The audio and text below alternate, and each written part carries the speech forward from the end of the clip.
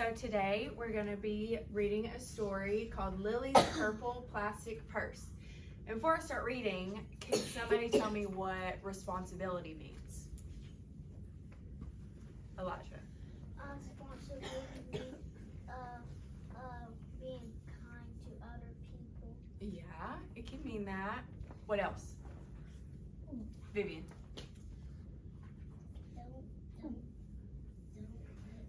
Don't put trash on really bad. Yeah, that can be a responsible thing to do. Josh. If there's like glitter on the ground, you can stop and pick it up. That's responsible. One more. Ridley. Responsible means that if somebody falls down, you can help them get picked up. You can be responsible in that way too. Okay, now we're gonna start reading. And while we're reading, I want you to look in the story and see if Lily has an opportunity to take responsibility for her actions, okay? Okay, Lily's purple plastic purse.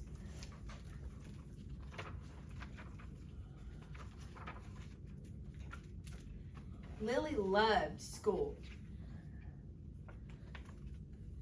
She loved the pointy pencils, she loved the squeaky chalk, and she loved the way her boots went clickety, clickety, click down the long, shiny hallways. Lily loved the privacy of her own desk. She loved the fish sticks and chocolate milk every Friday in the lunchroom. And most of all, she loved her teacher, Mr. Slinger. Mr. Slinger was as sharp as a tack. He wore artistic shirts, he wore glasses on a chain around his neck, and he wore a different colored tie for each day of the week. Wow, said Lily. That was just about all she could say. Wow. Instead of greeting students or good morning pupils, Mr. Slinger winked and said, howdy. He thought that desks in rows were old-fashioned and boring. Do you rodents think you can handle a semicircle? And he always provided the most tasty snacks, things that were curly and crunchy and cheesy. I want to be a teacher when I grow up, said Lily. Me too, said her friends Chester and Wilson and Victor.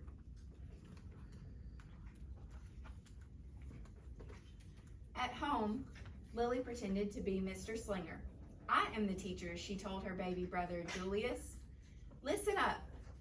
Lily even wanted her own set of deluxe picture encyclopedias. Oh, can somebody tell me what an encyclopedia is? Do you know? What do you think it might be? Vivian? A teacher. A teacher could have some knowledge from an encyclopedia. An encyclopedia it's kind of like a dictionary, but it's by alphabetical order. So in order of ABCs, and then you can look up a word if you need to know something about it. Pretty cool, huh? What's with Lily? Asked her mother. I thought she wanted to be a surgeon or an ambulance driver or a diva, said her father. It must be because of her new teacher, Mr. Slinger, said her mother. Wow, said her father. That was just about all he could say. Wow. Whenever the students had free time, they were permitted to go to the light bulb lab in the back of the classroom. They expressed their ideas creatively through drawing and writing. Lily went often. She had a lot of ideas. She drew pictures of Mr. Slinger, and she wrote stories about him too. During sharing time, Lily showed her creations to the entire class. Wow, said Mr. Slinger. That was just about all he could say. Wow.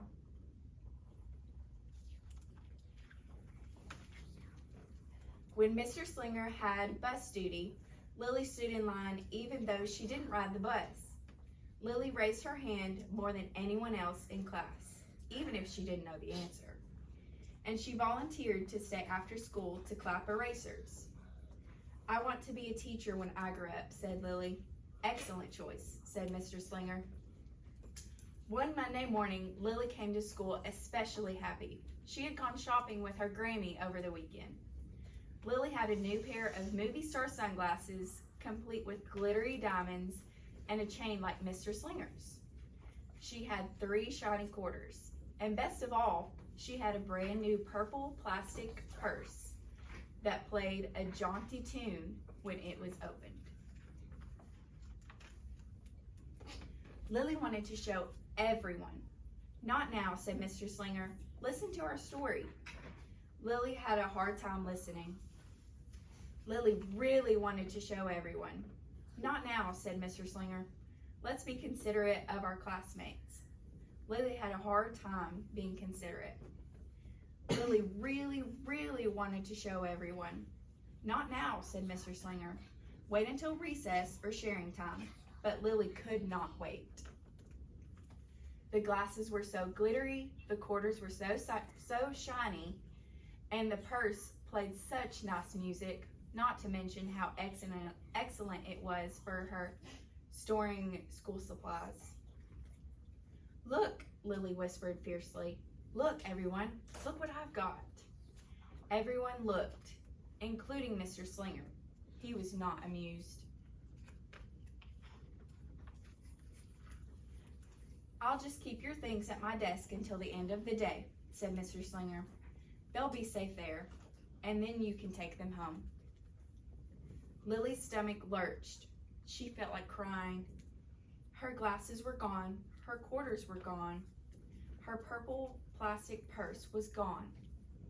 Lily longed for her purse all morning. She was even too sad to eat the snack Mr. Slinger served before recess. Have you ever been that sad? Yeah. That afternoon, Lily went to the light bulb lab. She was still very sad. She thought and she thought and she thought. And then she became angry. She thought and she thought and she thought some more. And then she became furious. Oh, what can furious mean? What's another word for furious? Indy.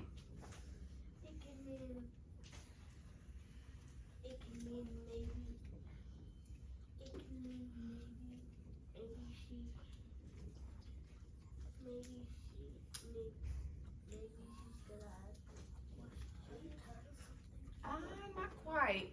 What's another word for furious? Lindley? Really angry. Really angry, that's right. She thought and she thought and she thought a bit longer. And then she drew a picture of Mr. Slinger. Do you think this is going to be a nice picture? No. Mm-mm.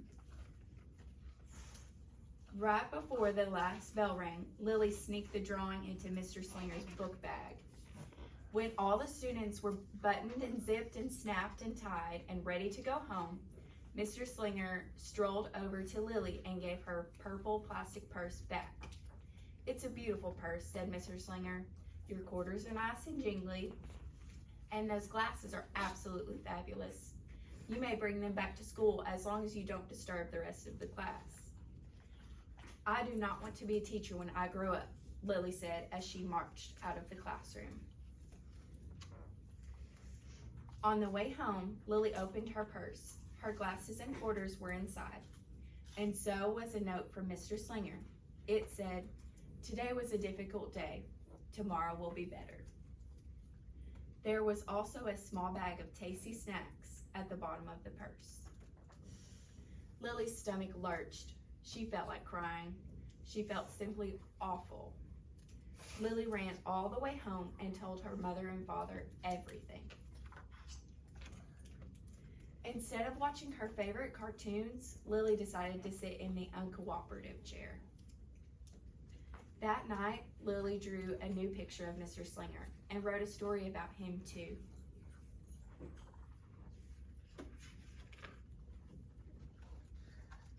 Lily's mother wrote a note, and Lily's father baked some tasty snacks for Lily to take to school the next day.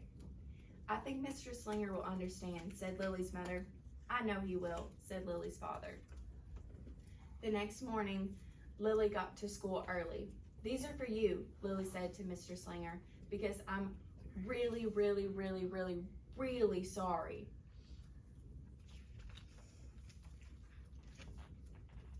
Mr. Slinger read the story, and he looked at the picture, and he read the note, and he sampled the snacks. Wow, said Mr. Slinger. That was just about all he could say. Wow.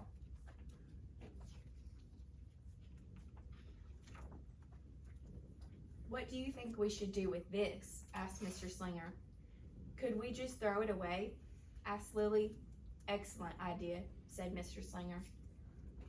During sharing time, Lily demonstrated the many uses and unique qualities of her purple plastic purse, her shiny quarters, and her glittery movie star sunglasses. Then she did a little performance using them as props. It's called interpretive dance, said Lily. Mr. Slinger joined in. Wow, said the entire class. That was just about all they could say. Wow. Throughout the rest of the day, Lily's purse and quarters and sunglasses were tucked safely inside her desk. She peeked at them often, but did not disturb a soul. Right before the last bell rang, Mr. Slinger served Lily's snacks, to everyone's delight. What do you want to be when you grow up? Asked Mr. Slinger.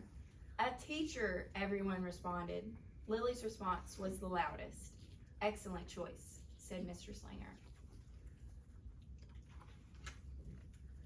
As the pupils filed out of the classroom, Lily held her purple plastic purse close to her heart.